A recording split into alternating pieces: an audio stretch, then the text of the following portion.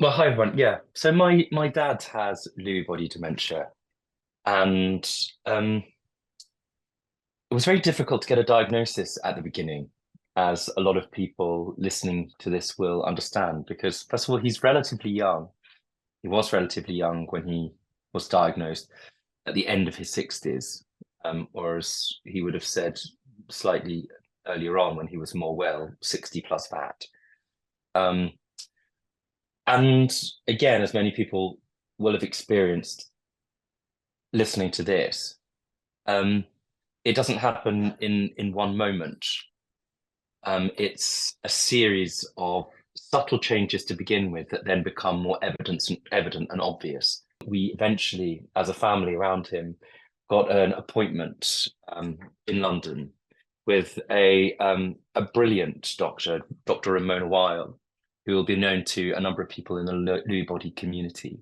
At first, he seemed to answer all of the questions very clearly.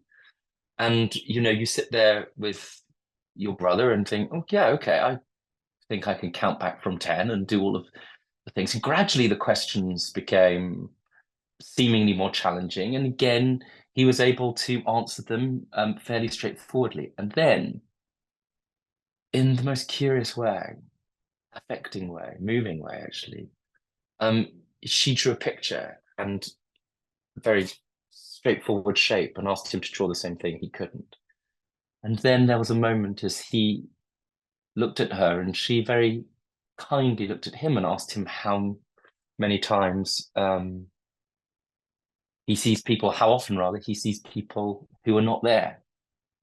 And he told her as if it were nothing. So that, of course, I say of course, because it will be, of course, to many people here, was clear evidence that he was having hallucinations.